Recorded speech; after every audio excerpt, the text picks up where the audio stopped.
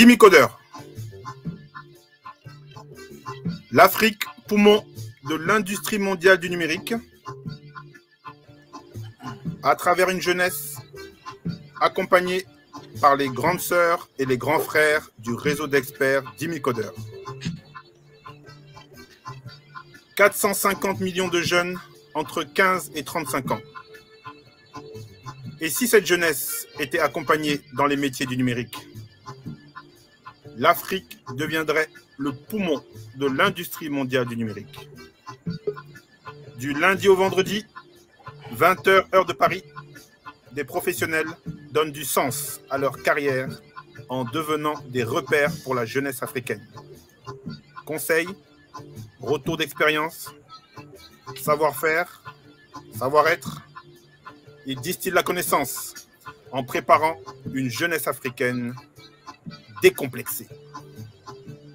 Une jeunesse africaine ambitieuse. Une jeunesse africaine disciplinée, consciente des enjeux du numérique. Ce soir, le numérique et son usage, l'agriculture, avec témoignages exceptionnels, invités de marque, l'entrepreneur Frank Wengel, Cameroun, promoteur de jeunesse africaine et diasporique. Réveiller les consciences de la jeunesse et il montre l'exemple en quittant le Canada pour le Cameroun sur le terrain des opérations. Un véritable grand frère pour la jeunesse.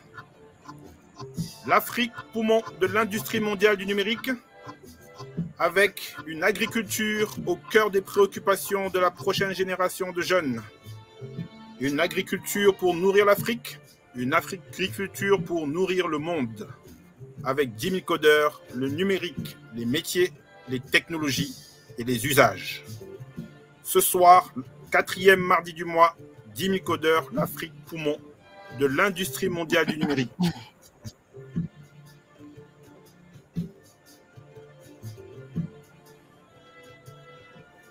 Nourrir l'Afrique, nourrir le monde, prise de conscience exceptionnelle, Jimmy Coder, l'Afrique poumon de l'industrie mondiale du numérique. Bonjour, bienvenue sur la page Jeunesse africaine et diasporique. Je m'appelle Frank Wengel, je suis passionné par le leadership de la jeunesse africaine sur le continent et dans la diaspora. On présente généralement le continent africain comme un vaste territoire, riche en ressources naturelles, exploité par des multinationales étrangères qui rapatrient leurs profits après exploitation. On voit aussi que ces entreprises reversent des rentes aux gouvernements locaux. Et les pays hôtes, les pays concernés, abritent une élite intellectuelle, financière et gouvernementale qui concentre l'essentiel des richesses et les populations locales qui sont essentiellement jeunes vivent dans une extrême précarité. On voit aussi une poussée de l'extrémisme religieux dans les régions africaines à forte concentration de ressources naturelles. Je pense notamment au Golfe de Guinée, je pense au Sahel et je pense aussi au Sahara. On voit enfin que le taux de croissance des populations est plus fort que le taux de croissance des richesses des États africains. Je fais cette vidéo pour informer, pour sensibiliser la plupart des jeunes sur le continent et dans la diaspora. Je parle des jeunes africains afin qu'ils puissent savoir ce qu'il y a dans notre sol et dans notre sous-sol. Parce qu'on dit généralement par abus de langage que l'Afrique est riche en ressources naturelles. Qu'est-ce que ça implique concrètement? C'est quoi les enjeux politiques, économiques et géoéconomiques que ça implique? Je veux aussi, à travers cette vidéo et dans cette nouvelle décennie, commencer à sensibiliser et à préparer la nouvelle génération de jeunes industriels africains qui seront capables d'exploiter les ressources naturelles et les transformer sur place pour créer de la valeur ajoutée et donner des emplois à des millions de jeunes Africains. Je vous invite à liker cette page, à partager, car la suite vient et vous ne serez pas déçus. Merci.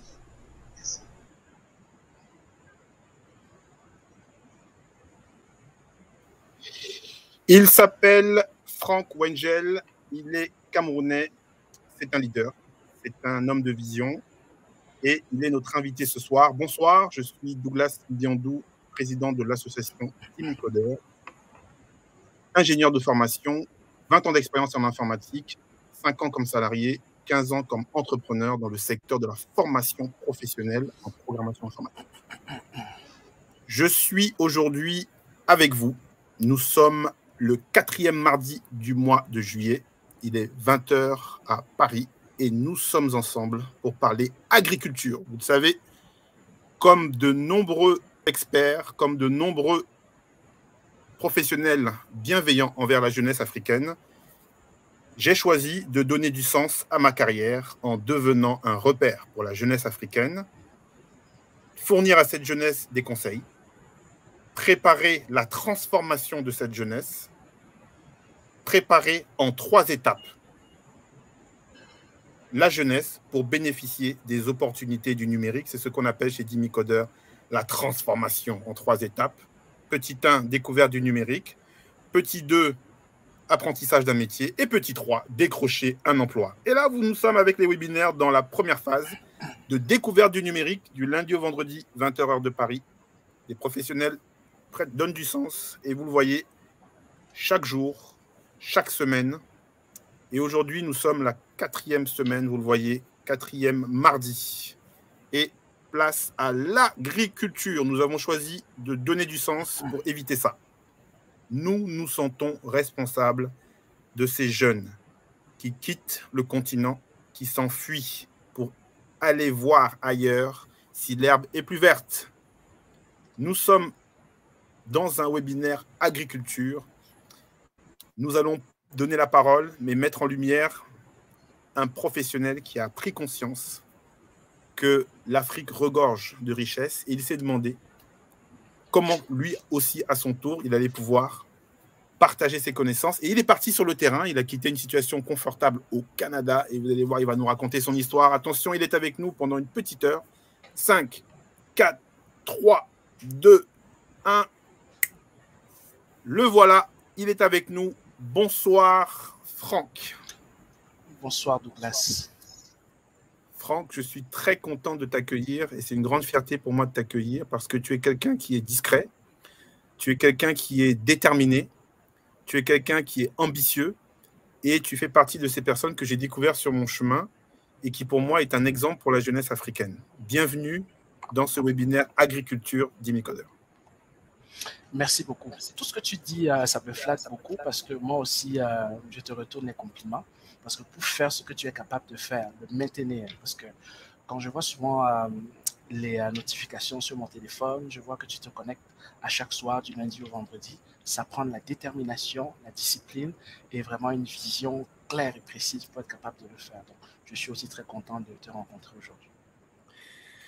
Merci à toi. Alors, nous sommes sur un webinaire agriculture. On fait un focus. Le thème, cette jeunesse africaine passionnée par l'agroalimentaire. Vous savez que, en tout cas, moi, il n'y a pas plus tard qu'il y a quelques années encore, je me disais l'agriculture, bon, c'est un secteur, j'avais encore, comme beaucoup, je pense, l'image de l'agriculture avec des vieilles méthodes, des vieilles techniques, et puis des agriculteurs qui sont pauvres, qui sont archaïques. Et j'ai découvert que c'était un gisement extraordinaire et des opportunités incroyables.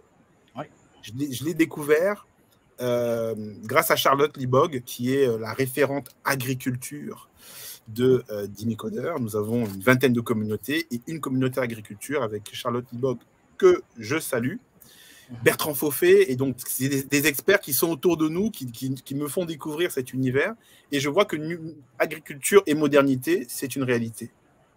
Oui. Donc, moi, ce que je peux dire par rapport à ça, c'est que souvent, quand je faisais la route, quand je quittais Montréal pour aller à Toronto, ou bien quand j'allais à Québec, sur la route, parce que j'aime souvent prendre la route des longues distances pour réfléchir à ce que je veux faire, je voyais souvent... je voyais 2 ou 3 tracteurs qui pouvaient exploiter une 50aine d'hectares, sinon plus. Donc, je me suis dit, avec tout ce qu'on est capable de produire, avec 2 ou 3 tracteurs, ça va remplacer des centaines d'agriculteurs dans les pays en voie de développement. Donc, je me suis dit, s'ils sont capables de produire avec si peu de ressources, certainement, leur situation serait beaucoup plus confortable. Donc, je me suis dit que c'est un truc qui peut être vraiment très intéressant, en fait. Waouh! Alors, on a passé la vidéo du départ. Je pense que ceux qui ont vu la vidéo au départ, bon, vous avez vu, c'est cadré.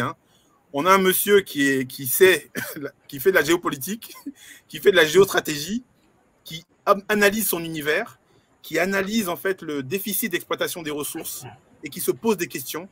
Dans quelle mesure la jeunesse peut être effectivement un vecteur du développement du continent et un vecteur d'exploitation de ses ressources. Donc là, on va parler agriculture, mais l'agriculture, dans les 2 minutes que tu as données, c'est une petite partie.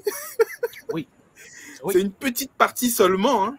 Alors, je voudrais en fait, Franck, dans un premier temps, que tu te présentes. Je vais te laisser 5 minutes parce que tous ceux qui viennent, on veut écouter leur histoire. Ok. Tous ceux qui viennent, je vais te laisser 5 minutes. Tu nous dis comment tu as commencé. Tu nous dis où est-ce que tu étais au lycée. Comment s'est passé tes études. Comment tu en es venu à arriver au Canada. Pourquoi. Quel est ton domaine de prédilection. Dans quel secteur tu as exercé professionnellement. Et puis, ce retour au Cameroun, comment ça s'est passé. On veut tout savoir. Ok. D'habitude, je parle beaucoup, hein, donc je vais essayer d'être un peu succinct. Il n'y a pas de souci. Donc, je m'appelle Franck Wengel, j'ai 32 ans. Voilà, je suis allé au Canada depuis 2007, précisément le 15 mars 2007. On est allé en famille. Donc, avant ça, bon, j'ai étudié en série C, série scientifique pour ceux qui savent. Voilà, donc j'ai quitté le Cameroun parce qu'on avait un projet d'immigration. Donc, c'est mon père, voyant un peu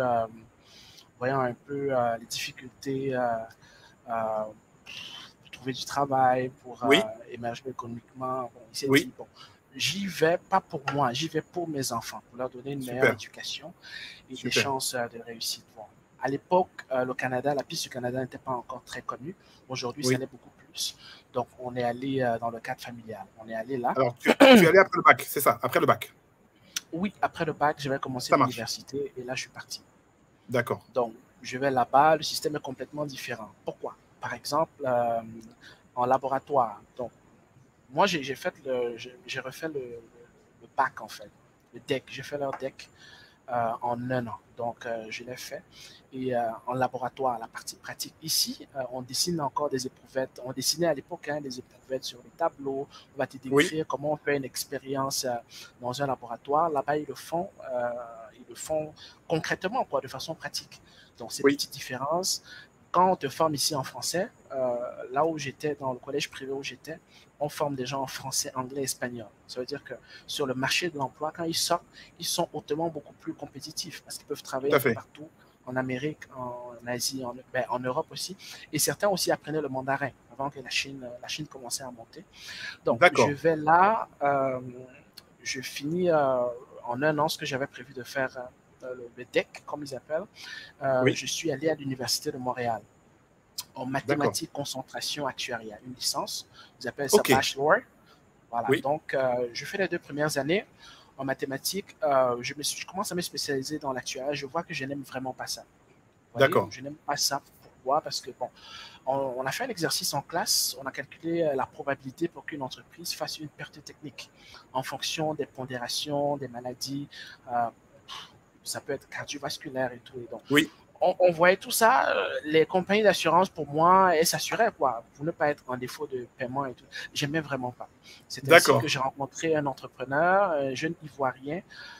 Il faisait à peu près 25 à 30 000 $ par mois, chiffre d'affaires. Et pas beaucoup d'éducation, un bureau d'à peine 10 mètres carrés, mais il avait 4 entreprises sur le web. Donc, il savait se vendre et il faisait des prestations. Il vendait des cours de danse et de danse dans des écoles, dans des entreprises. Et voilà. Donc, je me suis dit, je veux apprendre comment est-ce qu'on crée de la valeur. Donc, comment on crée un produit ou bien un service et comment on le met en marché et comment on développe un avantage concurrentiel pour s'imposer dans le marché en question. C'est ainsi que je m'en vais à l'UQAM, c'est l'Université du Québec à Montréal. J'ai fait un bachelor en finance. Donc, ça se passe bien, je le fais en 4 ans parce qu'entre-temps, avec une amie, on a décidé de partir à une entreprise dans le tutorat. Donc, j'ai commencé l'entrepreneuriat sur les bancs d'école. J'embauchais mes camarades de classe et tout. Et ça allait bien. Les mois où on faisait le plus d'argent, c'était du 9 000, 10 000 $ par mois. Mais bon, c'était saisonnier parce que pendant les vacances, il n'y avait pas de grand travail. Donc, je me suis dit, écoute, ça, je l'ai fait. J'ai réussi à le faire. Les notions que j'apprenais en cours, je pouvais les appliquer directement en entreprise. C'était très intéressant. Mais je me suis dit, je veux pouvoir travailler dans dans le domaine pour lequel j'ai étudié, donc en finance. J'ai fait plus de 30 entrevues, je ne trouvais pas de l'emploi. Pourquoi? Parce Oui. que je ne parlais pas anglais. Donc, je suis Ok. allé dans une université anglophone pour le second cycle. Ils appellent ça Graduate Certificate in Business Administration à Concordia University. Donc, je m'en vais. Je fais la première session et je constate que en journée, je peux aller pour un cours de 3 heures avec peut-être des travaux pratiques.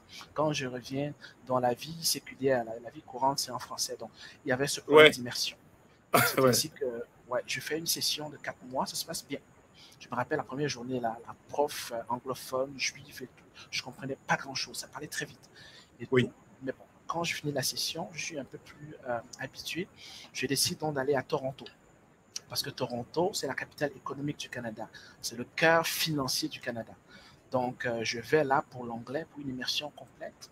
J'y vais après 3 mois, j'étais suffisamment courageux pour parler Super. un peu plus fluent. Voilà, c'est ainsi que je trouve un emploi dans le Financial District, D'accord. le quartier des affaires à Toronto, dans Oui. une compagnie d'investissement. Voilà, c'était un poste d'entrée. Et à partir de là, c'est bien, c'est un bon boulot, mais c'est un poste comme une entry-level job, comme un poste d'entrée, quoi, et tout. Et je commence à voir, je suis en plein centre-ville de Toronto, je vois des jeunes personnes de 23 ans, 24 ans, et qui sont courtisées par de grosses compagnies, là, des compagnies Oui. de consultation comme Deloitte, KPMG, Tout ou à fait. bien la Deutsche Bank et tout. Et je vois des compagnies américaines qui viennent leur proposer le double de leur salaire, ils paient le déménagement. Je me suis dit, je veux des compétences qui me Ouais. permettent aussi ça, d'être attractif sur le marché de Super. l'emploi. J'ai aussi remarqué à ce moment-là une émergence des fintech. Je voyais Ok. de plus en plus, je voyais qu'il y avait de plus en plus de compagnies financières et technologiques, parce qu'on est dans le quartier financier, le cœur financier du Canada. Mais Oui. en dehors de ça, je voyais la plupart des postes qui m'intéressaient en analyse de données, il fallait avoir des notions informatiques pour être capable Oui. de manipuler les données. Donc, je comprenais alors que beaucoup de gens qui étaient suffisamment forts en technologie, en analyse de données, arrivaient à voler des emplois, à arracher des Absolument. emplois à ceux qui sont dans le domaine financier. Donc, je me suis dit, il faut absolument que je puisse avoir ces connaissances, ces Cette compétences. connaissance. Et Oui. voilà, je regarde à York University, mais ça me coûtait 80 000 $, sans compter le coût de vie et tout ça, là, juste pour un an. Je me suis dit, c'est trop cher. C'est ainsi que j'ai décidé de revenir à Montréal, dans la ville de Oui. Sherbrooke, parce qu'on connaît Sherbrooke. Donc, je suis allé là pour un an. Et voilà, je suis d'abord revenu à Montréal, j'ai fini le certificat de second cycle que j'avais commencé à Condia. Ensuite, je m'en vais là. Beaucoup de gens ne comprenaient pas ce que je faisais. Pourquoi il dure à l'école, il tourne. Oui. Oui. Oui. Oui. Oui. Parce que moi-même, je me cherchais. Tout à Chercher ce fait. que je veux faire. Tu Voilà. Donc, analysais c'était un... tu analysais, tu analysais en fait ton environnement, tu voyais ce qui fonctionnait et puis tu allais vers des opportunités de pouvoir transformer et tendre vers. Tu te cherchais. Ok. Justement, parce qu'aussi, on était à l'école, pour l'école aussi, on n'avait pas une vision beaucoup plus large, tu vois. Tout à fait. Parce Tout que à fait. là, actuellement, on vit la quatrième révolution industrielle. Je sais que les Oui. puristes, là, ils se battent entre la troisième et la quatrième, mais la révolution NBIC, en fait. Oui. Oui. Donc, la technologie ne sera plus, elle ne va plus seulement accompagner l'homme, elle sera au cœur et elle va influencer tous les secteurs d'activité de la vie courante. Donc, en gros, je suis allé à l'université de Sherbrooke, j'ai fini, et quand j'ai fini ma maîtrise, là, j'ai commencé à avoir le choix. J'ai eu 4 entreprises qui m'ont proposé de l'emploi. Super. Voilà, j'ai choisi et j'ai commencé à travailler. Après ça, je suis venu la première fois l'année passée au Cameroun Oui. de mars en septembre. Après, je suis Oui. reparti au Canada, je continue à travailler et c'est ainsi, avec un intérêt accru pour l'agriculture, je suis allé au Bénin pour voir le centre Songhai surtout, parce qu'ils C'est font, ça. voilà, ils font de l'agriculture verte et ils utilisent des technologies qui sont vraiment adaptées au continent africain. Donc, je suis allé, je suis revenu. Donc, en gros, maintenant, je travaille pour une compagnie canadienne. Je suis dans la consultation et Oui. je travaille à distance. Donc, c'est une compagnie parapublique qui dessert beaucoup plus le ministère de l'Éducation. Voilà, donc je suis on appelle ça marketing analytics. Donc, je fais l'analyse D'accord. de données et tout. Et on travaille aussi au niveau de la prospective. Comment est-ce qu'on va améliorer la performance, comment avoir de nouvelles actions pour augmenter notre efficience en fait dans notre secteur d'activité. Donc en gros, c'est comme ça que je viens. Ça, c'est le côté académique et professionnel. Bon, je ne sais pas s'il faut que je continue, mais il y a un autre aspect qui est parallèle à tout ça. Oui, voilà. Voilà, c'est là où je trouve intéressant, c'est-à-dire tu as su, là tu viens de parler effectivement de Songhai, hein, je pense que Songhai, on peut dire simplement deux mots de l'institution Songhai, on peut dire un peu deux mots de l'institution Songhai. Moi, ce que j'aimerais que tu puisses nous dire, c'est que donc finalement aujourd'hui tu as une activité à distance pour une compagnie, d'accord, que tu exerces à partir du Cameroun, ça marche. Et moi, je voudrais maintenant que tu me dises un peu justement le côté agriculture. Comment ta rencontre avec l'agriculture? Parce que tu nous as dit beaucoup de choses, mais là, tu es quand même entré dans l'agriculture. Comment tu es arrivé à l'agriculture, petit 1? Et aujourd'hui, quel est ton rapport avec l'agriculture? Petit 2, j'ai vu un peu le site, parce que je pense que ceux qui nous écoutent, il faut savoir que notre ami, c'est un homme concret. Hein, notre ami, c'est un homme concret. Moi, je suis allé, on va balancer ici le lien sur la page Facebook de Jeunesse africaine diasporique. D'accord. J'ai vu que tu as été au Bénin, que tu étais justement avec Toto, Florent Toto. Moi, je veux que tu me racontes cette aventure parce que je vois que là, tu es dans une dimension de construction. Donc voilà, quel est ton rapport avec l'agriculture et qu'est-ce que tu as mis en œuvre concrètement et quelles sont tes projections sur la suite? Ok. Comme tu as pu le constater, je suis pluridisciplinaire. Bon, on va focuser maintenant sur l'agriculture. Étant au Canada, j'ai constaté une chose, c'est que je ne suis pas seulement né en Afrique, mais l'Afrique est aussi née en moi. Donc, il y a une passion pour un amour, je ne sais pas, ça ne s'explique pas, mais bon, il y a un intérêt. Et j'ai compris que si le jeune Africain veut être capable de subvenir à ses besoins, le premier besoin fondamental, c'est quoi? C'est se nourrir. Oui. Ok. La bouche qui n'est pas capable de se nourrir par elle-même, elle va dépendre de celui qui lui donne à manger. Vous voyez? Donc, tout Africain, et quand j'observe la plupart des pays, surtout les pays francophones, on est en déficit de production. Nous produisons ce que nous ne consommons pas, et nous consommons ce que nous ne produisons pas. Il y a ce Tout à fait. Qu'est-ce que ça veut dire? L'importation catastrophique. Voilà. Trop d'importation. Quand on dit que nous produisons ce que nous ne consommons pas, ça veut dire que nous allons produire comme du coton, du cacao, du café et tout ça. Là. Ça sert pour les pays développés. Donc, pour l'industrie, par exemple, on a vu un peu ce qui s'est passé avec le président ghanéen en Suisse, qui dit que désormais, le cacao ghanéen va se transformer sur place. Voilà, donc la Côte d'Ivoire, bon, c'est un peu un autre cas. Maintenant, quand nous consommons maintenant ce que nous ne produisons pas, ça veut dire que nous, les marchés africains, sont un peu comme des débouchés pour des grosses écuries, des grosses industries étrangères qui sont occidentales, mais elles sont aussi asiatiques. Vous voyez? Donc, nous n'avons pas les leviers de production. Je me suis dit, tu vas parler de beaucoup de projets aux Africains, mais ils doivent être capables au moins déjà de savoir manger, boire. Vous voyez? Et quand on a déstructuré, et quand on a détruit les économies africaines, parce que moi, quand on regarde l'histoire, on voit que l'Afrique n'est pas pauvre. L'Afrique est le continent le plus riche sur Terre. Plus de 70% des ressources énergétiques et minières viennent de façon potentielle. C'est en Afrique. Vous voyez? Donc, c'est à partir de là, je me suis dit que c'est un domaine qui doit m'intéresser. Bon. Il y a aussi eu la concordance avec le fait que sur le plan familial, nous avons pratiquement plus de 500 hectares de terre disponible pour la production. Donc, il y a ça. Je me suis dit, bon, moi, je travaille en Occident, je travaille pour quelqu'un, entre guillemets, j'aurais pu être un très riche propriétaire terrien. J'ai des terres. Voilà, tout à fait. Je ne suis pas orphelin, qui n'a absolument rien démuni. Non. Il faut être capable de valoriser ça. C'est ainsi que cet intérêt pour l'agriculture m'a amené à aller sur YouTube, regarder, et j'ai accroché avec l'histoire d'un homme. Il s'appelle Godfrey Samuju, un monsieur nigérian qui allait aux États-Unis. Il était professeur à l'Université de Californie. Son voyage en Afrique l'a marqué. Et il a compris qu'il fallait qu'il fasse quelque chose. Il est venu, il a commencé à Porto Novo, et une terre qui était desséchée, pratiquement aride. Il a aider à reconstruire, rebâtir la terre. Et aujourd'hui, je suis passé, on a de grandes routes qui passent devant, c'est déjà toute une ville.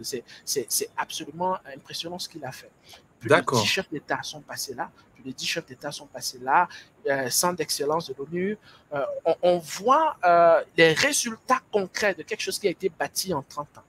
C'est la vision qu'il a eue et de façon concrète. Et ce qui me plaît pour pouvoir finir mon propos, c'est que il fait de l'agriculture adaptée aux conditions africaines, une agriculture biologique, une agriculture verte, vous voyez, où on récupère tout, on transforme tout et pour distribuer les produits, il utilise les personnes locales. Donc, on produit tout, il y a son propre centre commercial à l'intérieur. Produisent pratiquement, ils sont dans le secteur primaire, à savoir la production, agriculture, élevage, pisciculture, le secteur secondaire, où ils transforment eux-mêmes leurs produits et ils fabriquent eux-mêmes leurs machines. Ils sont dans le secteur tertiaire aussi, bon, ils produisent leur propre électricité. Voilà, ils ont un centre aussi avec des ordinateurs et tout. J'ai trouvé ça très, très intéressant. C'est ça. Et ça t'a impacté, ouais. Oui. Exactement. Je me suis dit, ce monsieur a construit un modèle qui est une référence non pas seulement pour l'Afrique, mais pour le monde. Oui. Son modèle est applicable et j'ai pu voir l'impact sur la ville de Porto Novo. Tout à fait. Et voilà, ils forment plus de 2000 jeunes partout à travers le monde chaque année. Et aussi, autre chose, c'est que ça ne s'arrête pas au Bénin. Au Nigeria, là, ils ont des terres de pratiquement domaines de plus de 500 hectares à chaque fois. Ils sont déjà dans pratiquement 12 pays. Et vous allez voir que, par exemple, pour la petite histoire, Laurent Gbagbo, l'ancien président, il avait envoyé une équipe au Brésil. Et quand il a fait le tour, là, il a dit, écoutez, ceux qui sont au Brésil, là, il faut absolument qu'ils rentrent se former à Songhai. Il y a d'autres présidents qui étaient là. C'est ça. Et j'ai vu que c'était intéressant. Ça, c'est costaud. Hein. C'est vrai que c'est un exemple qui fait date. Et du coup, toi, maintenant, par rapport à toi, moi, je voudrais que tu puisses me dire qu'est-ce que tu as fait, parce que tu m'as donné un exemple concret de ce que tu fais aujourd'hui. Voilà, je voudrais que tu nous dises un peu, aux gens, qu'est-ce que toi tu fais aujourd'hui concrètement. Concrètement, on a commencé il y a 1 an et demi, on a déjà 14 hectares de bananes plantées. On a commencé à sortir petit à petit. Mais bon, moi, je ne crois pas, je crois en l'agriculture comme un tout. Ça veut dire quoi? Production, transformation, distribution. Moi, c'est ce que je crois. Parce que la valeur ajoutée se fait au cœur. Oui, il faut maîtriser la chaîne de valeur. Je ne suis pas un agriculteur en agriculture, non. Je suis un homme d'affaires en agriculture. Non, je vais reformuler. Je suis un homme d'affaires, un stratège en agriculture. D'accord. Ça veut dire quoi? Donc, il faut pouvoir, premièrement, évaluer le besoin de marché. C'est quoi la situation? Qui a besoin de quel produit? Vous voyez, les terres dans lesquelles je suis censé produire, qu'est-ce que je peux produire avec ça? À partir de là, on est capable de croiser. Maintenant, on revient en amont. On voit les terres, on produit de la bonne façon. On va être capable de transformer. Ça ne dépend pas souvent de grosses machines. On n'a pas nécessairement besoin de grosses machines pour faire de la transformation. Voilà, on peut transformer et maintenant, il faut distribuer, avoir des points de vente parce que, idéalement, tu peux être grossiste ou semi-grossiste, mais si tu es capable de transformer tes produits et avoir des circuits de vente, là, ce serait beaucoup plus intéressant. Donc, de façon concrète, on a 14 hectares de bananes plantains. En dehors de ça aussi, à l'entrée de la ville de Douala, qui est la capitale économique proche de la Dibamba, on a 1,5 hectare de terrain là, collé à l'autoroute Douala-Yaoundé. D'accord. Pour le moment, on est en train de sécuriser d'abord. Hein. On veut amener les murs à 3 mètres de haut. On veut faire élevage de poulets, élevage de porc, élevage aussi de la volaille et d'autres volailles, là, un peu comme des perteries et tout ça. Là, voilà. On peut aussi faire l'élevage de poissons. Voilà. Donc, on est en train de construire ça concrètement. Entre-temps, je me suis dit aussi que beaucoup d'Africains, généralement, ils font l'erreur de commencer par la production. Pour aller vers la distribution. Non, moi, je pense qu'il faut commencer par la distribution à petite échelle pour être rapidement confronté au marché. Vous voyez? D'accord. Les faiblesses se sont produites pour pouvoir améliorer. On commence avec les produits des autres. Le but, ce n'est pas de faire des bénéfices tout de suite d'abord. On commence, on comprend, on ajuste et une fois, rapidement, petit à petit, monter vers la production. Concrètement, j'ai un kiosque de porc, par exemple. J'ai un kiosque de porc. J'achète des porcs, on tue, on découpe. On vend là. Je commence très petit. Voyez? Et c'est ce que j'aime dans la mentalité anglo-saxonne. On n'a pas peur de faire des erreurs, mais on commence petit, on fait des erreurs calculées. Voyez? Donc, à partir de là, on a le retour des clients et petit à petit, une fois que la ferme va être construite, elle sera prête normalement, la ferme dans 2 mois maximum. On sera capable de produire doucement à petite échelle et on va remonter. Ça veut dire que quoi? Ça veut dire qu'on va augmenter notre marge bénéficiaire. Pourquoi? Parce que les produits que nous vendons, les produits que nous transformons viennent de nos fermes. Et c'est comme ça, petit à petit, on explique déjà notre circuit de distribution et rien ne nous empêche d'avoir... c'est ça. Oui, ça, c'est un de tes kiosques. Oui. Un de tes kiosques, hein, c'est ça? Oui, oui, oui. On a commencé... Un kiosque de vente de porc, effectivement. Exactement, oui. Donc, j'ai commencé, ça fait 5 semaines à peu près. D'accord, ok. Ouais, ben 6 semaines. On est en train de vendre le 4e porc. Vous voyez? Donc, d'accord. En 6 semaines. Donc ça c'est hyper intéressant. Tu nous dis quand même pas mal de choses hyper intéressantes. Tu nous dis que ton cursus est vraiment intéressant parce que on voit que tu as dû, donc la famille est partie au Canada. Tu t'es un peu cherché, tu as cherché la bonne formule, les bonnes études. Tu cherchais finalement où tu pouvais t'en sortir. Tu voyais, tu as observé ton environnement. Tu étais à Toronto, et après tu reviens à Montréal.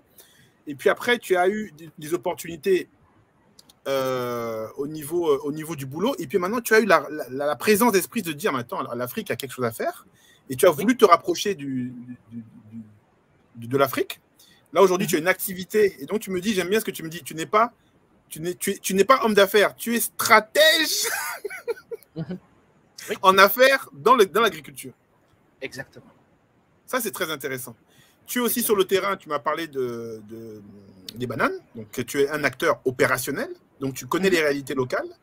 Oui. Tu me dis aussi quelque chose qui est très intéressant, tu parles de la chaîne de valeur, et donc tu donnes un conseil là, qui est très intéressant, c'est-à-dire que ne pas penser production, mais d'abord distribution. Ça, c'est hyper intéressant. Ça. Oui, parce que les produits qu'on vend sont destinés à un marché. Plus on est proche du marché en question, plus on le dessert, plus on est proche des poches de ceux qui achètent nos produits. Donc, on peut mieux comprendre leur comportement d'achat. Vous comprenez? Donc, si on vend seulement aux grossistes et aux semi-grossistes, le pouvoir de négociation est entre leurs mains. Ils vont dire, oh, ça a bougé et tout. Vous savez qu'un produit transformé ne vit pas trop les fluctuations de prix, alors qu'une matière première fluctue énormément. Vous voyez, en magasin, par exemple, là, quand on vend un produit, c'est seulement quand il y a des rabais. Là. C'est seulement quand il y a des rabais du magasin et tout, que le produit manufacturé va perdre un peu en valeur. Oui. Mais il est manufacturé. Mais le maïs, on va te dire, oh, le cours du maïs et tout, par exemple, il y a pénurie. Pourquoi? Parce qu'il y a eu sécheresse, il y a eu tel truc. Donc, le kilo, on le vend à tel prix. Donc, la matière première, ça fluctue. Et c'est le problème de l'Afrique dans les échanges internationaux. Parce qu'on vend les matières premières. D'accord. D'accord, mais ça, c'est très intéressant. Alors, moi, j'ai deux sujets que je voudrais qu'on aborde. Le temps passe très vite. Oui. Il y a un premier sujet, c'est quel conseil tu vas donner aux personnes qui sont justement de la diaspora et qui écoutent et qui disent, bon, j'aimerais bien faire comme Franck, je voudrais retourner. Et on a une remarque là d'ailleurs de Abid qui nous dit, hein, Abid qui est à Toronto, hein, il nous dit, on dit souvent qu'il faut faire en Afrique ce que l'on a appris en Occident. J'ai pas mal d'échecs de gens qui sont partis dans l'agriculture en Afrique car ils n'y connaissaient rien. Quel conseil, toi, tu donnes aujourd'hui, Franck, à quelqu'un qui, justement... Alors, attends, on a déjà là... Il y a la grande sœur, hein, il y a la grande sœur qui parle, Charlotte Libog, c'est la patronne d'ici. Hein. On peut la voir, comme elle n'est pas avec nous, là, mais c'est notre patronne. Hein. Donc, Charlotte qui dit, il a raison, distribuer, former, financer, sécuriser, toute la chaîne de valeur regorge d'opportunités énormes. Super. Elle dit que tu es un futur milliardaire, hein, de l'Afrique et du monde. Elle te fait une dédicace. Oui, donc la question d'Abid, de manière générale, quel conseil tu donnes, toi, aux personnes de la diaspora, donc qui sont, entre guillemets, coupées un peu des réalités locales? Parce que là, excuse-moi de te le dire, mais tu as à la fois la vision de l'extérieur de l'Occident, mais tu connais les réalités de l'Occident, mais tu connais aussi les réalités locales. Et ce que tu es en train de démontrer là, c'est quand même une performance. Quel conseil tu donnes à ceux qui nous écoutent et qui veulent justement investir dans l'agriculture en Afrique? Le premier conseil, c'est un mot. C'est le mot humilité. D'accord. Tu vois, je ne suis pas quitté, j'ai pas quitté le Canada directement pour venir investir n'importe comment. Non. D'accord. Je suis venu pour voir. Donc, j'ai fait 6 mois. Le corona m'a bloqué ici. D'accord. C'était bien pour moi parce que je suis allé à l'ouest du Cameroun. Ok. Et à l'ouest du Cameroun, j'ai vu des agriculteurs. J'étais à Bafoussam, j'étais à Bafang, j'étais à Kekem, j'étais à Bansoua, j'étais à Bamoukoum. Je suis allé voir un peu pour voir ce qui se faisait de bien là-bas. J'ai écouté, j'ai recueilli l'information, j'ai noté, j'ai appris beaucoup. Ensuite, je suis allé au sud du Cameroun. Ça, c'est chez les Boulou. Je suis allé un Oui. peu voir. J'étais à Zoétélé, j'étais comment on appelle encore, Ebolova. J'étais aussi au village, dans les villages Bassa. Donc, j'ai pris de l'information. J'ai vu les succès locaux, j'ai vu les échecs locaux. Et D'accord. j'ai vu ce qui fonctionne, ce qui ne fonctionne pas, avec humilité. Je ne suis pas venu D'accord. pour imposer l'Occident, le Canada au Cameroun, non. Je suis venu D'accord. pour voir ce qui se fait, comment ça se fait, voilà, pour prendre les limites aussi. À partir de là, j'ai expérimenté à très petite échelle. À Zoétélé, par exemple, on a commencé un peu avec du maïs. On a fait D'accord. du maïs, on a fait du gombo, mais à très très petite échelle. Donc, il y avait D'accord. des échecs sur certains trucs, mais au moins, je savais que ce n'étaient pas des échecs qui étaient de nature à me déstabiliser parce que c'était des petits montants. Vous voyez, Tout à donc, fait. on commence, mais on commence très petit. On commence peu. D'accord. Et on utilise les leçons qu'on apprend pour pouvoir monter, ouais, augmenter. Donc, il y a eu ça aussi qui a été très intéressant pour moi. Et aussi, bon, j'ai pris des conseils des gens qui étaient déjà là pour voir ce qui se fait. Et dans ce domaine, moi, je pense que c'est important. Pour quelqu'un qui veut rentrer, on Oui. ne rentre pas tout d'un coup. Vous voyez, si vous pouvez dire la Oui. première année, vous venez, première fois, vous ne restez pas D'accord. seulement dans les grandes villes. Pas juste rester dans les grandes villes, à Douala, là où il y a le climatiseur, là où c'est beau, on est dans les grands restaurants seulement, on va faire la fête. Ouais. Non, non, non. Il faut aller, il faut accepter de se salir les mains, se salir les pieds, aller voir ce qui se fait dans les villages, aller voir, rencontrer ceux qui réussissent, trouver de bons partenaires, dont la moralité est vraiment intéressante. Si on commence un truc avec un partenaire, si on vous présente de gros projets au début, fuyez. Non, n'allez pas avec des gros projets.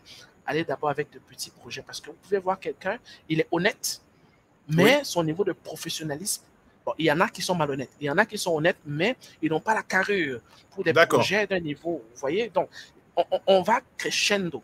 Et aussi, D'accord. quand les gens savent que vous avez la capacité d'être à tout moment au Cameroun, c'est aussi, ils ne vont pas faire n'importe quoi avec votre argent. On ne donne pas de Oui. l'argent à quelqu'un, on ferme les yeux, on se dit, bon, il va tout gérer dans 2 ans, 3 ans. Non, tu vas te faire voler. Il faut D'accord. être là constamment. Donc, le retour se fait progressivement et à partir de là, on est capable de voir des résultats. Et le Super. dernier conseil, Oui. il faut accepter de se former. C'est très important. D'accord. On n'a pas une idée de l'agriculture, ce qu'on a vu en Europe et tout. Non, on a une formation de l'autre côté, on a une application parce qu'il faut greffer ce qu'on apprend sur les réalités locales. Donc, une formation aussi locale est envisageable avec des gens qui ont une expérience pratique sur le terrain. C'est ça. D'accord. Waouh. Donc, moi, j'ai noté, petit 1, il faut être humble. Donc, l'humilité. Ça, c'est vraiment important. Petit 2, j'ai noté qu'il faut commencer par des petits montants. D'accord, faire des petits coups, d'accord. 3, j'ai noté qu'il faut ne pas hésiter à aller dans les endroits reculés, en fait, c'est-à-dire pas des endroits, des zones rurales, c'est ça? Oui. Bouger. Et j'ai noté que petit 4, il faut apprendre, il faut se former. Voilà, il faut se former. On se forme du coup c'est-à-dire qu'il faut se former, c'est-à-dire concrètement, il faut. Concrètement, moi, par exemple, en septembre ou en octobre, je repars au Bénin. D'accord, ok. Songhai pour 1 mois et demi, 2 mois. Pourquoi? Ça veut dire que Super. quoi? Concrètement, si je veux faire de la pisciculture, Oui. je veux apprendre à faire de la pisciculture de façon optimale dans un environnement africain. Vous voyez un peu? Comme ça, après, si j'ai un technicien ou 2 techniciens qui travaillent avec moi, je ne serai pas perdu. Je ne vais pas dépendre d'eux. Ils seront une extension de ma volonté parce qu'on va faire ci, ça. Et si un technicien est présent devant moi, s'il ne connaît pas son domaine, je vais savoir. Donc, si on a une connaissance quand même générale, mais un peu plus spécifique sur les sujets sur lesquels on veut investir, c'est toujours beaucoup mieux. D'accord, ça c'est très concret. Oui. Parce que ce former-là, nous, on ne sait pas. Est-ce que tu prends un Udemy agriculture? Non, c'est que tu vas auprès de personnes qui maîtrisent, qui ont fait leurs preuves. Oui. Et puis, exemple, le centre Songhai. Et puis, d'accord, merci en tout cas pour ces conseils. Moi, j'avais aussi une question. là, tu as répondu, tu as donné des conseils précis pour des personnes qui sont en Europe et qui veulent s'intéresser au domaine de l'agriculture. Donc, faut te préparer aussi, hein, parce que je pense que les gens vont venir vers toi, parce que là on voit vraiment que tu sais de quoi tu parles et tu as vraiment cette double culture. Moi, j'ai une question par rapport au numérique, parce que là, on est quand même dans l'agritech. Ah, nous, on est dans l'agritech. Oui. Je voudrais que tu puisses me dire la place du numérique aujourd'hui dans tes activités, aujourd'hui et peut-être demain. De manière générale, la convergence entre l'agriculture que tu pratiques aujourd'hui ou le numérique aujourd'hui, dans cette fameuse chaîne de valeur. En plus que toi, tu as été dans la data, hein, tu es dans la data. Oui. Je voudrais savoir où est le numérique aujourd'hui et où est-ce que tu penses que le numérique sera demain, d'ici 5 ans, dans tes activités par rapport à l'agriculture? Bon, si on applique seulement à moi, avant d'appliquer à moi, je vais revenir 2 pas en arrière. Aux États-Unis, aujourd'hui, quand quelqu'un loue un tracteur, on achète souvent les agriculteurs, ils peuvent acheter un tracteur de 200 000 $, 300 000 $. Le tracteur va travailler pour lui pendant peut-être 10 ans. Il va payer un peu par mois. Donc, il y a comme une sorte d'hypothèque, en fait. Et donc, à partir de là, les tracteurs en question, quand ils font de la récolte, quand ils sont en activité, ça produit des données sur la quantité récoltée, sur l'humidité du sol, sur la pluviométrie, différents types de données qui sont envoyées aux entreprises qui fabriquent ces engins, et ces données vont être vendues pour pouvoir voir, pour améliorer la performance des entreprises, non seulement qui fabriquent, mais donc, vous voyez qu'au niveau déjà de l'agriculture, les données produites vont influencer le marché, tous les acteurs agricoles en fait. Donc ça, c'est un exemple. Maintenant, j'ai vu aussi que vous avez l'un des acteurs, je pense au Bénin, il est en France, mais il opère aussi au Bénin, il utilise l'Internet des objets dans les champs là, en agriculture et tout. Bon, j'ai passé rapidement. Voilà, donc je sais que aussi on peut utiliser les drones en agriculture pour pouvoir parcourir, pour voir par exemple les endroits où peut-être il y a des plants qui ont séché, où les insectes ont attaqué beaucoup. Je sais aussi qu'on peut utiliser des drones là pour le sol, la cartographie. Donc il y a plusieurs applications. Mais aussi on peut utiliser le numérique dans le secteur secondaire au niveau de la transformation par le biais des usines 4.0. Vous voyez, un peu avec un peu plus de robotique et tout ça, mais bon, je ne suis pas encore rendu là. Moi, pour le moment, en dehors de la casquette de quelqu'un qui opère dans le domaine de l'agriculture, quand on parle d'agriculture, c'est avec grand A, hein, agriculture, transformation, distribution, je donne des conférences aussi sur l'intelligence artificielle appliquée au monde de la finance et au monde du marketing. Je coach les jeunes Africains, je montre aux Africains comment est-ce qu'on peut gagner de l'argent en ligne. Certains, j'apprends à gagner 10 000, 20 000, 30 000 francs par jour. Ça, c'est une autre activité. Tu vois que mon parcours qui a été très difficile, et ça m'a quand même permis d'être pluridisciplinaire, tu vois, en dehors du fait que je suis à mon compte, mais aussi j'ai des activités comme ça, en ligne, et je donne des conférences. Donc, Douala Yaoundé, je crois que je t'ai envoyé un peu les supports et tout. Donc, moi, c'est comme ça que j'utilise le numérique, le trading algorithmique. Ça, c'est des robots. Donc, qui font du trading et tout. Donc, je suis aussi là-dedans et je sais que c'est quelque chose qui va être très intéressant. En même temps aussi, bon, j'ai pris un bureau à Douala et j'ai commencé à donner des conférences, mais j'aimerais que ce soit comme un think tank, un centre d'intelligence, un laboratoire d'idées. On commence petit à petit, mais le but, c'est de mettre en place des projets, voilà, qui vont affecter la vie des jeunes Africains. Vous voyez, un jeune, par exemple, qui vient me voir, on discute, on parle et tout. On l'aide déjà à sécuriser un petit revenu déjà par jour en ligne. Et à partir de là, ça lui permet de faire certaines activités. Donc, on commence encore petit à petit. Mais en même temps aussi, on va parler de la révolution NBIC. On va parler des fintech. On va parler de la blockchain. On va parler de toutes ces technologies qui sont comme une vague déferlante dans le monde et qui vont affecter notre façon de vivre. Tu vois, quand on parle de NBIC, on parle de nanotechnologie, biotechnologie, informatique et cognitivisme.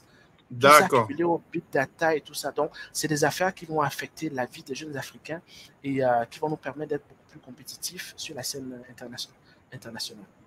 D'accord. Waouh! Tu es vraiment complet. Hein? C'est très intéressant. Alors, moi, j'ai deux dernières questions avant de donner l'info sur le FAGEM, l'actu de notre référente agriculture, le FAGEM. Je voudrais que tu peux me dire, toi, un peu, quel est ton contact avec la réalité des jeunes? Les jeunes aujourd'hui au Cameroun que tu côtoies? Quel est l'état d'esprit des jeunes? Est-ce que c'est le même état d'esprit dans lequel toi tu as quitté? Est-ce que les jeunes aujourd'hui sont, qu'on pourrait dire, un peu pressés, un peu indisciplinés, ou bien tu sens vraiment une énergie et une envie de pouvoir écouter et saisir les opportunités? Le Cameroun est un cas particulier. Vous voyez, c'est l'un des pays les plus convoités dans le golfe de Guinée. Vous voyez, donc on a des problèmes à l'ouest du Cameroun. Il y a la guerre, nos autres. Oui. À l'est, on a des problèmes avec. Il y a la RCA, les CDK anti-Balaka. Au nord, on a Boko Haram. Et aussi vers le Congo, là, et tout ça, là, c'est un peu délicat. Vous voyez, donc. Bon, il y a plusieurs cas de figure. Le premier cas de figure, j'ai vu des jeunes qui sont un peu découragés. Ils sont découragés. Ils se disent, oh, moi, je suis une jeune fille. Comment je fais? Je ne trouve pas de travail. Est-ce que je dois toujours être avec des hommes mariés pour pouvoir subvenir à mes besoins? Il y a se dire, bon, il n'y a pas de travail. On n'a rien à faire ici, tout le Cameroun. Rien ne va plus bien. Je vais quitter. Je veux voyager. Je vais aller en Europe. Peut-être là, je vais réussir. Peut-être. Vous voyez? Et c'est les mêmes jeunes, souvent, s'il faut voyager, s'il y a une opportunité d'aller en Europe, ils peuvent trouver 2 millions de francs, 3 millions de francs, qu'ils auraient pu investir ailleurs. Donc, il y a ça. Donc, il y a cette première catégorie de jeunes. Je vois aussi de plus en plus, en côtoyant des jeunes, la jeunesse africaine est de plus en plus décomplexée. Vous voyez? Ça, c'est grâce aux réseaux sociaux. Vous voyez? Nous n'avons pas seulement étudié à Paris. La jeunesse africaine est allée, je veux dire, à New York pour étudier. Elle est allée à Montréal, elle est allée à Toronto, mais aussi elle est allée en Turquie. La jeunesse africaine est allée au Brésil pour se former. Elle s'est formée en Chine, en Inde, en Russie. Vous voyez? Elle s'est formée dans les pays du Golfe, le Golfe Persique, à savoir Dubaï. Donc, c'est une jeunesse qui comprend qu'un peu partout dans le monde, il y a des avantages dans ces pays, il y a aussi des inconvénients. La main-d'œuvre, par exemple, est très chère là-bas.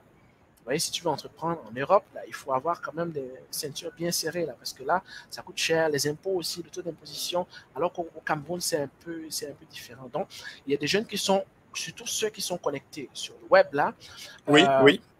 Parfois, un événement va arriver à Paris, on est au courant au Cameroun ou en Inde beaucoup plus rapidement que quelqu'un qui est à Lyon. Vous comprenez, ou bien quelqu'un qui est à Paris. Donc, on parle de village planétaire. Donc, ils sont capables de voir de plus en plus en images ce qui se passe de l'autre côté et ils comprennent que l'Afrique est la prochaine frontière de croissance économique et ils comprennent que c'est ici que ça se fait. Maintenant, tu as une troisième catégorie de jeunes avec qui je parle, mais qui sont plus de la diaspora. Ils se disent, bon, certains, ils veulent rester dans la diaspora, d'autres comprennent que c'est ici que ça se passe, mais il faut absolument, comment est-ce que je fais pour quitter mon emploi? Si je viens en Afrique, comment est-ce que je vais faire? Je vais vivre de quoi? Et tout ça là. Donc moi, je pense que certains sont courageux, ils viennent, et je pense que s'ils sont capables de venir petit à petit, la réintégration petit à petit, ce sera beaucoup plus bénéfique pour D'accord. Mais par rapport à l'agriculture, quel est le rapport, les jeunes que sur le terrain, quel rapport ils entretiennent avec l'agriculture? C'est aussi une question de Yolène.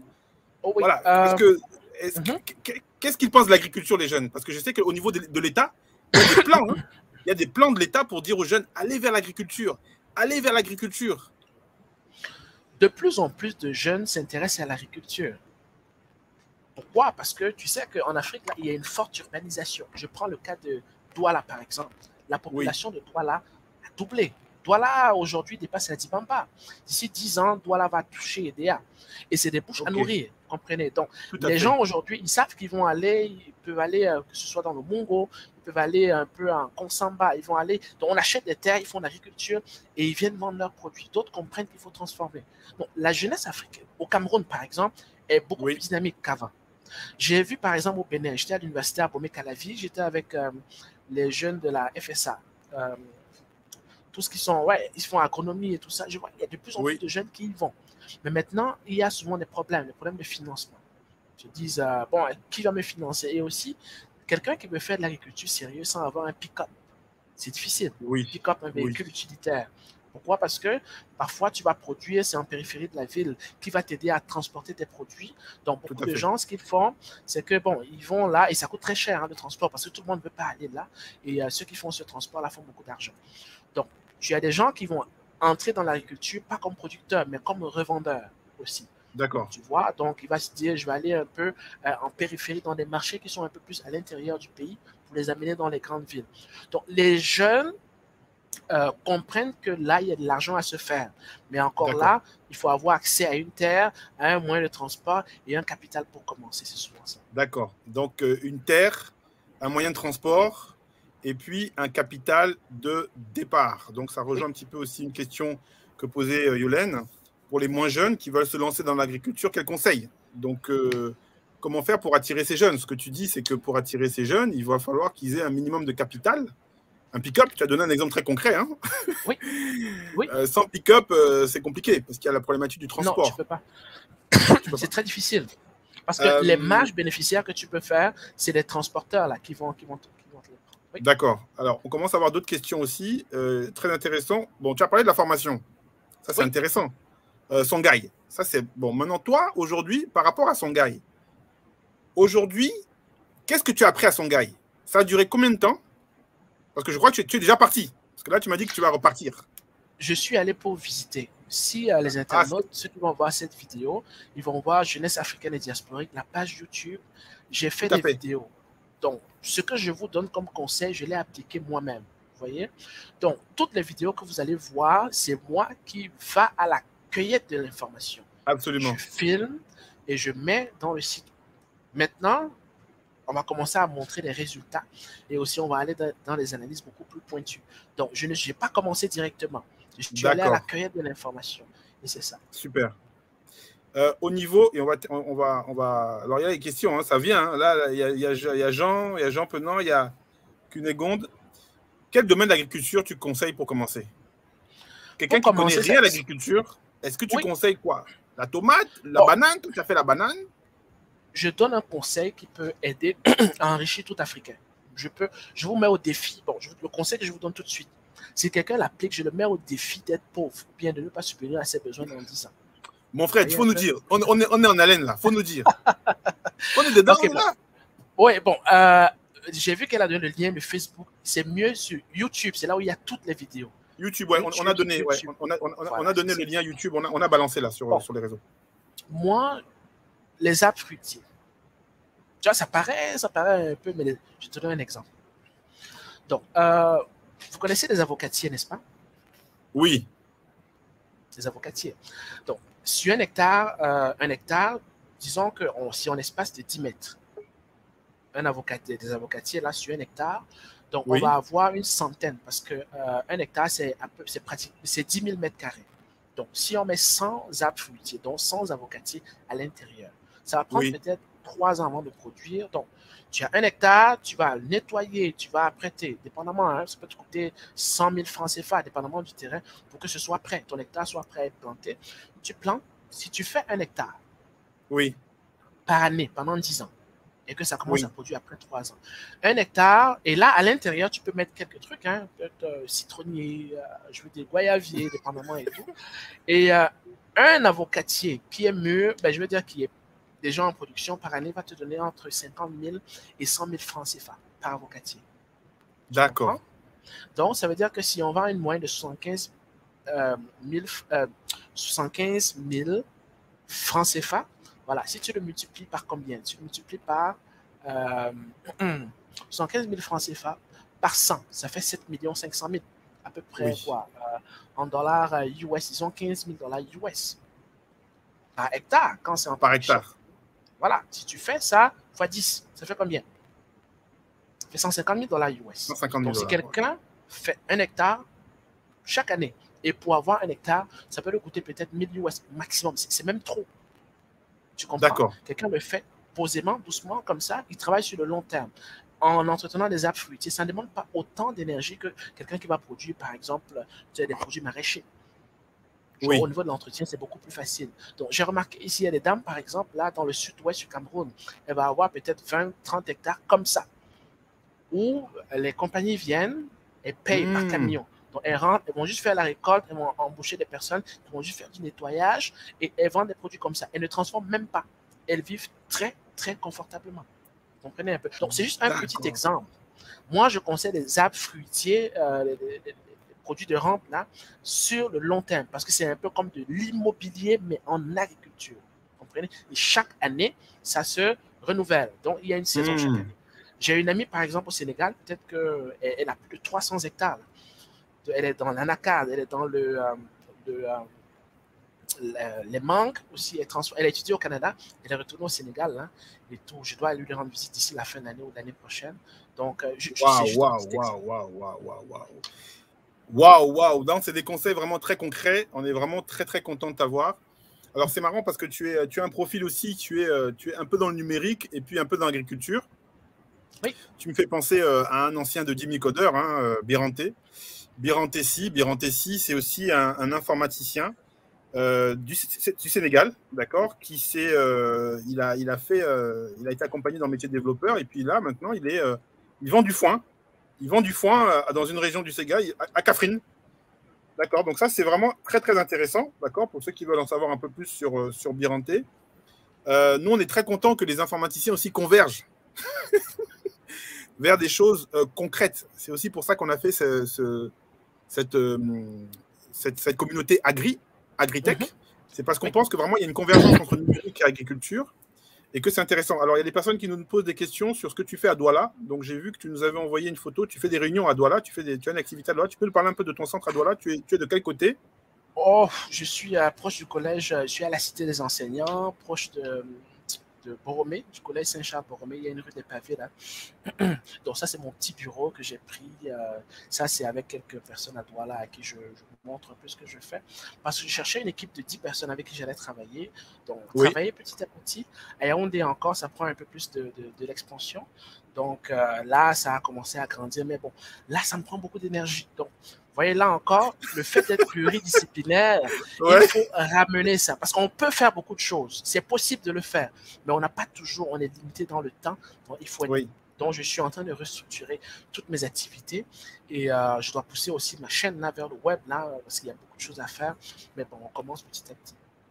Super. Bah, écoute, en tout cas, je suis très content. On arrive à l'heure. Là, je vais te libérer. On t'a pas mal secoué. Hein. On a vu que tu avais besoin de boire régulièrement. Tu as été très généreux par rapport à ton expérience. Tu nous as donné ton parcours. Tu nous as présenté un petit peu ta vision par rapport à l'agriculture. On a vu que tu as une casquette vraiment pluridisciplinaire. Tu as donné des conseils pour ceux qui veulent se lancer. Tu as également mis en évidence certains pièges. D'accord, et tu as aussi donné quelques pistes sur quel sujet. Vraiment l'avocat, donc je note l'avocat. L'avocat, ça peut être des oranges, ça peut être des pruniers, mais c'est des trucs, oui, ça demande beaucoup moins d'entretien parce que c'est un arbre. Tu vas juste émonder un peu, couper les mauvaises herbes et tout ça là, couper un peu les branches qui débordent et tout ça. C'est ça. J'aimerais d'ici 15 à 20 ans être capable d'avoir en région, en campagne, être capable d'utiliser les énergies vertes et avoir mes propres usines de transformation en région. Ok, donc ça, ce serait... Effectivement, c'était l'étape d'après. Comment tu te vois dans 5 ans, 10 ans? Ce serait donc faire la transformation, c'est ça? Et je veux faire de la transformation. J'aimerais avoir des villages, mais high-tech. Tu vois? Mais comment tu expliques nous-mêmes notre peau. On produit... beaucoup d'intrants de la vie de tous les jours, mais on est capable d'exporter notre modèle dans plusieurs régions en Afrique. Vous comprenez un peu? Mais comment tu expliques qu'il n'y a pas assez de transformation en Afrique? Parce que tout le monde sait que c'est le bas blesse. Pourquoi il n'y a pas assez de transformation? C'est l'éducation, d'abord. Le système éducatif nous a formatés comme ça. Vous comprenez? Parce qu'on a voulu, c'était le modèle prussien, on a voulu avoir une pléthore d'employés. Tu vois? Et aussi, bon, tu sais que dans une économie, c'est l'industrie qui produit pour ce secteur secondaire qui absorbe le plus grand nombre de personnes. Oui. En quoi est-ce que, je ne veux pas dire l'oppresseur, je veux dire le colon, si on peut utiliser cette expression, il n'a pas intérêt à ce que tu transformes toi-même tes matières premières. Tu vois? Tu vas voir que dans la plupart de ces pays-là, il y a un problème avec l'énergie. Il n'y a pas suffisamment d'énergie. Parce que qui dit énergie, dit industrialisation, parce que les grosses usines ont besoin de beaucoup d'énergie.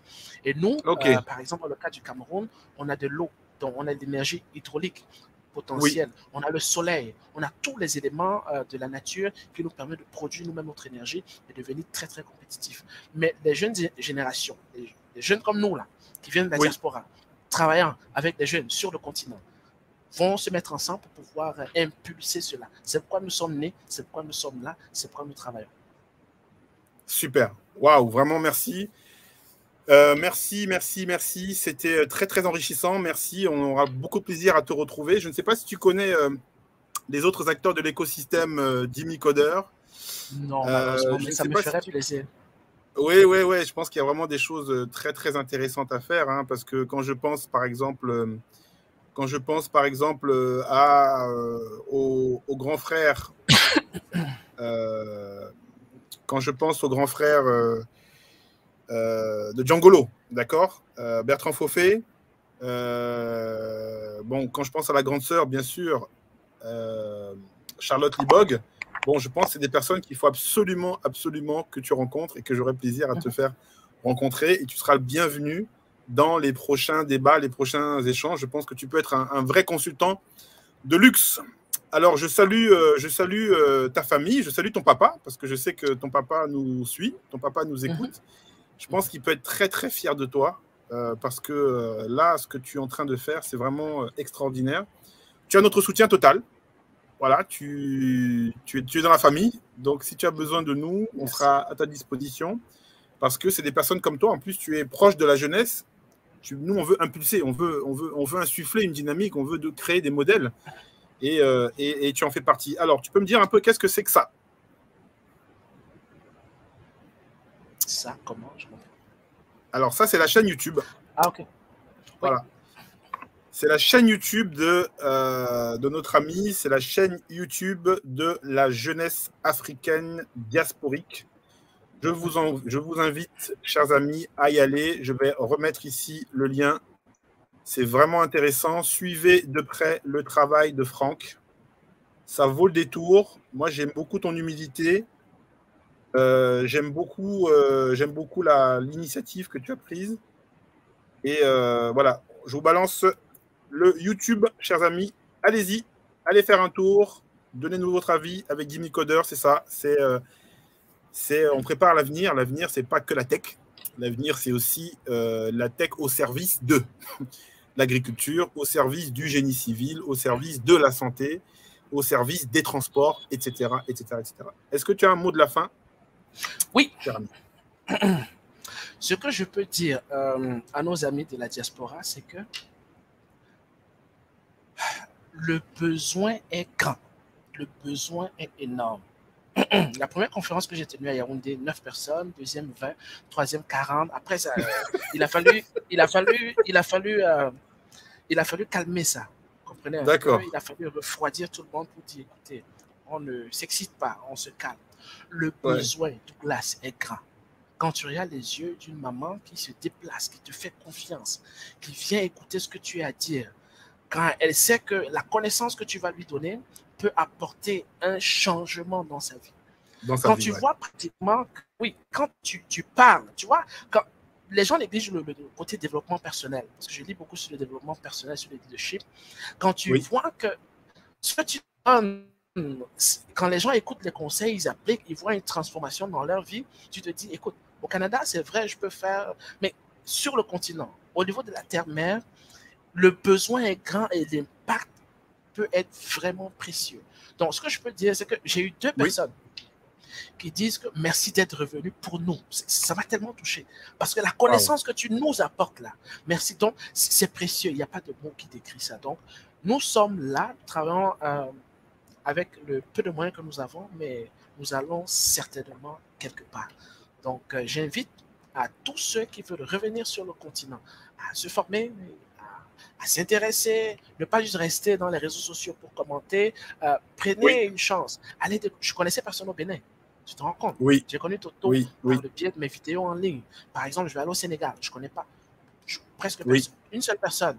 Mais tu vois, en te rencontrant dans la communauté 10 000 codeurs, je vais rencontrer de nouvelles personnes. Je vais aller au Gabon. Je suis déjà invité dans pratiquement 10 pays à travers l'Afrique. Mais c'est parce qu'on a mis un premier pas quelque part que des portes vont s'ouvrir. On ne va pas rester dans notre salon en train de manger des pop-corn et se dire que notre vie va bouger. Non, on commence quelque part. Donc, j'encourage tout le monde et je suis tellement content d'avoir pu participer à cette émission. Waouh, waouh, waouh, waouh, waouh. Là, je pense qu'on est, on est vraiment pas mal. En tout cas, je pense que le message a été entendu. Je te remercie encore d'être venu. Je remercie à toutes les personnes qui ont suivi ce webinaire. Donc, faites le premier pas, impulsez. Et puis, à travers la synergie, vous allez voir que d'autres personnes vont vous suivre. D'autres personnes vont vous emboîter le pas.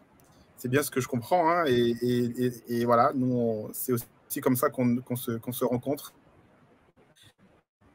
Nous, ensemble. Voilà. Bah, écoute, je te remercie. Bravo encore à tous pour tout ce que tu fais. Vraiment, moi, je suis très, très impressionné. On a besoin de personnes comme toi. Hein. Les jeunes ont besoin de personnes comme toi. Nous, chez Dimicodor, nous voulons être une caisse de résonance. Voilà. Donc, il y a un message de Beauclerc, voilà, qui nous dit merci, Franck, de ton passage au Bénin, à l'UAC, et puis à Shanghai. Voilà. Donc, il y a des remerciements, des personnes qui te remercient de ce que tu as pu, faire. En tout cas, je salue vraiment ton humilité et ton envie de pouvoir partager tes connaissances à la jeunesse et puis aux personnes de la diaspora, parce que là, sur le coup, on a tous besoin de comprendre. Dernier point, une actu de notre référente Agritech, la grande sœur Charlotte Libog. Voilà, Charlotte Libog, c'est elle qui m'a fait découvrir un petit peu le potentiel de l'agriculture. Moi, je ne connaissais pas. Donc, Charlotte Libog qui nous invite à un événement sous le parrainage du ministre de l'Industrie, du Commerce et de l'Artisanat du Burkina Faso. Voilà, et sous le coparrainage de Madame la ministre de l'Économie numérique, des Postes et de la Transformation digitale. Donc, un événement qui va se dérouler du côté donc, du Burkina. Cet événement, c'est le FAGEM 2012. Voilà, l'Agritech, instrument clé pour la relance agricole au Burkina Faso. Voilà. Donc, rendez-vous sur fagem2011.com. Voilà, directement fagem2011.com pour en savoir un peu plus. Voilà. Donc, merci encore à toi pour ta présence parmi nous. Vraiment, vraiment très touché, très, très, très content d'être avec toi. Donc, il y a encore quelques commentaires qui arrivent. Voilà, il y a encore quelques commentaires qui arrivent. Bien sûr, il y a la personne qui te salue, qui te félicite. Et puis, on a d'autres commentaires qui arrivent. Merci. Donc, Unegonde, il y a Yolène qui te remercie. Voilà. Merci en tout cas d'être avec nous. On salue tout le monde. On va se quitter avec une nouvelle vidéo humoristique. Avec Dimicodor, encore pour briser les idées reçues. Bye bye. Bye bye. Bye bye bye bye bye bye. Ah, Corinne, quand elle passe, tous les types du quartier se retournent. Jeune entrepreneuse, as de la mode, reine du tissu artisanal. Oh oui, elle sent la réussite et pourtant, ça n'a pas toujours été aussi simple pour elle. Tu peux pas tout arrêter comme ça, non. C'est pas une bonne idée, ça. Si, j'arrête tout. J'arrête mon taf à la banque et je vais créer ma marque de vêtements. Non, mais je vais aller conquérir l'Afrique. Si, je te jure, j'ai plein d'idées. Je vais remettre au goût du jour les tissus africains. Je vais faire des t-shirts, des vestes, des sapes originales. Mais oui, j'en ai marre de faire un job qui me plaît pas. Je vais faire un truc qui me plaît. Tu comprends? Oh, tu vas où? Je vais poser ma démission et je vais me mettre à créer. Désolée, mais j'ai du travail qui m'attend. C'est ça que j'aime bien chez elle. Quand elle dit quelque chose, elle le fait. 2 jours plus tard, elle est venue me voir et... Hé, regarde, c'est le futur modèle de ma collection homme. Touche cette qualité, tu trouveras pas ça ailleurs. Waouh! Du coton! Mais c'est révolutionnaire comme matière, ça, dis-moi! C'est pas n'importe quel coton, c'est du coton bio du Mali. Du coton bio du Mali? Et t'as fait ça toute seule? Bah ouais, mais t'as encore rien vu, j'ai plein d'idées. Il faut juste que je les vende en boutique. Non, va pas dans les boutiques, crée ton site plutôt, hein, et vends directement tes produits via ton site, parce qu'en boutique, t'auras jamais de place, ça c'est sûr. Mais ouais! Mais c'est trop bien ça! J'y vais! Je parie que dans 3 secondes, elle sera de retour. 3, 2, 1... T'as dit créer un site? Mais je m'y connais pas moi en informatique, tu sais très bien que c'est un truc de mec. L'informatique, un truc de mec. Sacrée Corinne.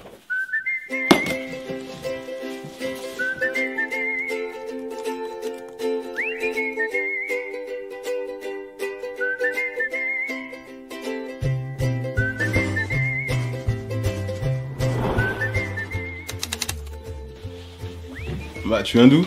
C'est mon dernier jour de cours. Les choses sérieuses peuvent enfin commencer.